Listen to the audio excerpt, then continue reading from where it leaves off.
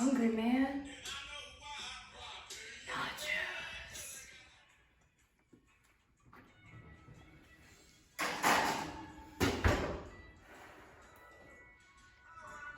Kinda tired. I'm gonna lay down for a bit.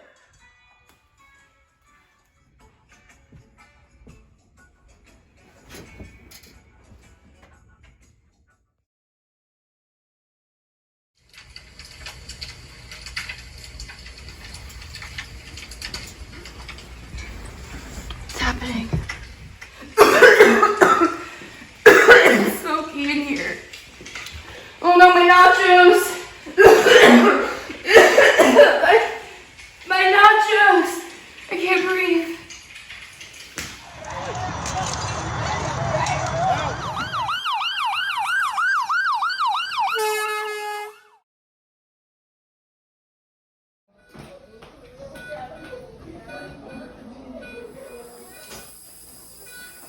Hey, what's going on? Okay, we have a 32-year-old female from a house fire. She has a rate of 35, a heart rate of about 160. She is wheezing, and we looked at her mouth and we see some soot, so we have suspected smoke inhalation. Okay, thank you.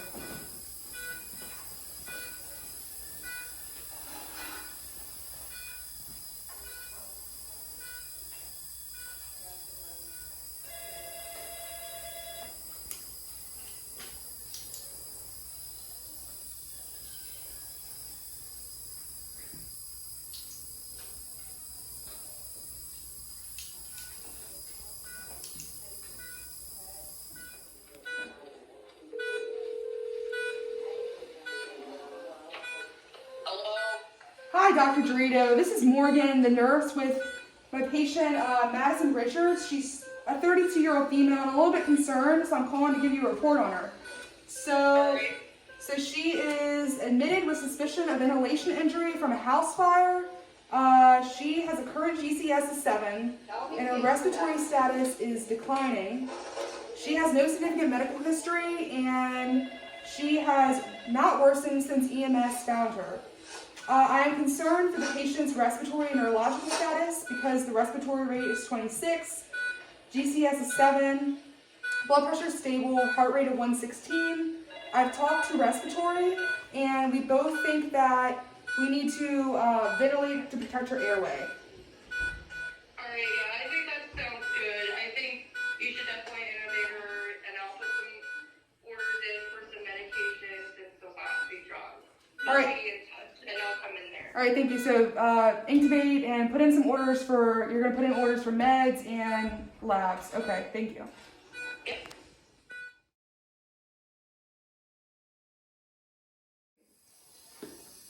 All right, I need the ET tube.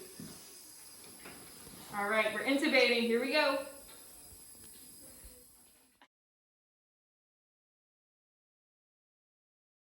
All right, Madison, it's time to take that tube out. All right, when I tell you to, you're gonna cough, all right? You ready? All right, here we go. All right, and cough, cough, cough, cough, cough, cough.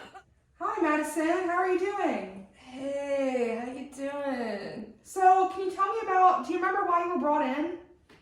I was making nachos and then I think I smoked too much and fell asleep. But thank you for getting me out of there. I didn't realize I fell asleep.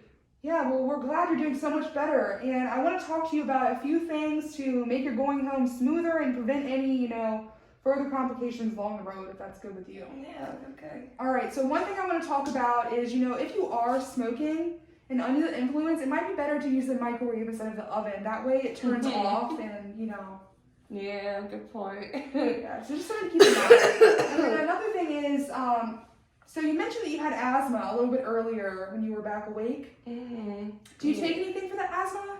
I have like the albuterol, pro hair stuff, but I need it refilled. All right, so we're gonna go ahead and get that refilled for you. I'll let the doctor know, and you'll take that every 4 hours as needed for shortness of breath. But we do want you to report to us or to a primary care provider if you notice an increased shortness of breath, if you have a lot of coughing, or if you have a fever. That could be signs of infection. We also want you to let us know if you start having trouble with memory, like short-term memory, trouble concentrating and thinking. That's also important to let us know. And then one other thing I want to mention is make sure you have smoke alarms installed in your house and that you change the batteries every year and that they're functioning properly. One other thing is make sure you have carbon monoxide detectors in your home, okay? Okay. So I can give you some handouts for that. Here's some handouts. Take home with you to look at. And do you have any questions? Yeah. Can I get a blunt?